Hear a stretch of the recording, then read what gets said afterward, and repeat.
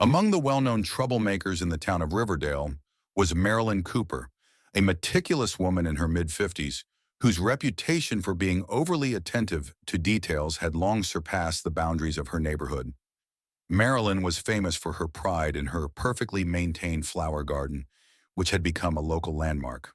Her neighbors respected her commitment to order, but knew that any deviation from the norm on their quiet street would immediately attract her attention. On a frosty Friday morning, a new neighbor appeared in Riverdale. Marilyn was working in her garden as usual when she noticed a truck parked across from an old house that had been empty for quite some time. Her attention was drawn to two movers unloading furniture into the house. However, her gaze lingered on a tall, muscular man, an African American, who stepped out of a shiny black SUV. The stranger confidently directed the unloading process, and his calm demeanor somehow irritated Marilyn. After observing for a while, she returned inside and retrieved a pair of binoculars from the top shelf of her closet. Hiding behind the curtains, Marilyn focused intently on the scene. The stranger appeared to be fully immersed in the process of settling into the house, methodically overseeing the movers. But it was this calmness that only heightened her suspicions. "Who is this man and what is he doing here?" she muttered, pacing the living room. By evening, her anxiety had reached its peak. Convinced she was protecting the neighborhood, Marilyn dialed the local police department. "Hello. Yes, I'd like to report suspicious activity at the house on the corner of Willow Street," she told the dispatcher, her voice filled with concern. "There's a man there, and honestly, I feel like he's out of place." The dispatcher, it seemed, had heard such calls before. "All right, ma'am. We'll send someone to check it out," came the weary voice on the other end. Marilyn hung up the phone, feeling a sense of satisfaction. She believed she was doing a good deed by protecting her community. 10 minutes later, a police car pulled up in front of her house. Two officers, Michael and Tom, stepped out. Both seasoned veterans, they assessed the situation with professional detachment. Marilyn eagerly watched them from the window, already imagining how her efforts would prevent potential problems. If you're curious to know what happens next, make sure to subscribe to the channel, like the video, and comment where you're watching from. We appreciate your support and are glad to have every viewer.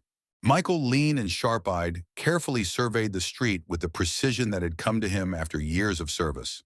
He and Tom were no strangers to calls like Marilyn Cooper's. They knew that such complaints often masked a fear of change rather than a real threat. Without wasting time, Marilyn stepped out onto the porch, waved at the officers, and enthusiastically said, "Thank you for coming, gentlemen." She shook their hands firmly, her voice carrying the confidence of someone who believed she was right. "You understand, we can't just let strangers come in here like that." Tom, experienced and polite, nodded in response. "What's the issue, ma'am?" he asked in a calm voice, though his expression indicated that he was used to such situations. Marilyn pointed across the street to the house and, lowering her voice as though sharing a secret, said, "Over there." She squinted. "That man just moved in today. I've never seen him before, and I have a feeling he's going to cause trouble." Michael and Tom exchanged glances. Tom raised an eyebrow, then nodded and said, "All right, ma'am. We'll check it out and make sure everything's fine." Marilyn, glowing with self-satisfaction, followed the officers as they crossed the street. She felt a growing sense of confidence with every step. In her mind, she was doing something important, protecting her neighborhood and ensuring that only those who met her standards would live there. When they reached the house, the man who had so intrigued Marilyn stepped out onto the porch. He looked surprised to see the officers, but quickly regained his composure, smiling warmly and nodding at them.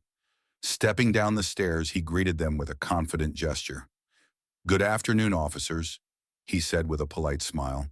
His tone was friendly, but with a hint of curiosity. "How can I help you?" Tom extended his hand for a handshake.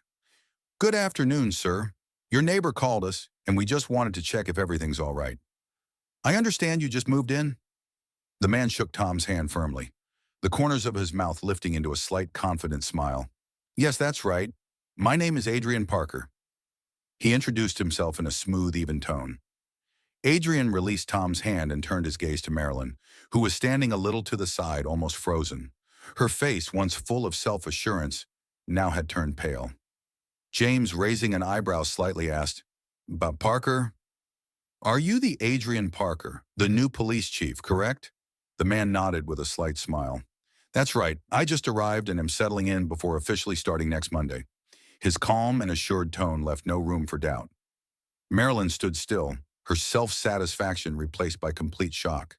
She tried to hide her embarrassment, but her movements became awkward. Well, I just wanted to make sure everything was all right, she muttered, clearly losing confidence. Tom and Michael exchanged glances with slight smiles. Looks like everything's fine, ma'am, Tom said with professional politeness. Thanks for your vigilance. Marilyn nodded, though her face betrayed a mixture of embarrassment and regret. Adrian, on the other hand, simply smiled warmly and thanked the officers for their service. Marilyn mumbled something incoherent, her cheeks burning with embarrassment, as if her resolve had evaporated into the air. The two officers, Michael and Tom, who had initially thought this would be just another routine check, now struggled to hold back smiles. It was clear that Adrian Parker's calm and confident demeanor had completely thrown Marilyn off balance, leaving her grasping for words to justify herself. Adrian, maintaining his outward composure, focused his attention on Marilyn. His gaze remained polite, but there was a hint of mild disappointment in his eyes. Mrs. Harper, he spoke softly but firmly, I sincerely appreciate your concern for the safety of the neighborhood. It truly matters to me. However, he paused briefly to emphasize his words. In the future, should you have any questions or concerns, I kindly ask that you approach me directly. This will help avoid misunderstandings like this one. Marilyn, unsure how to respond, muttered something unintelligible, her gaze dropping to the ground.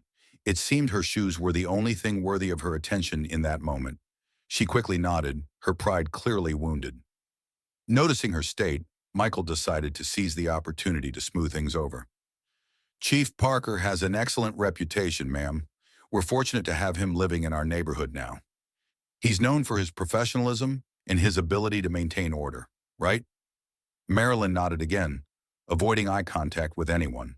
Sensing that continuing the conversation would only bring her more humiliation, she turned and hurried back to her house. Each step echoed with embarrassment. The officers stayed for a few more minutes to finish their conversation with Adrian. After saying their goodbyes, they returned to the patrol car.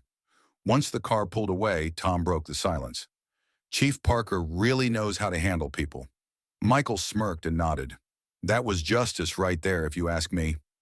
Inside his newly settled home, Adrian briefly glanced at Marilyn's house. His look was calm, but his expression revealed a touch of irritation. He shook his head slightly, but a faint smile played at the corners of his lips. In time, everything would fall into place, he thought.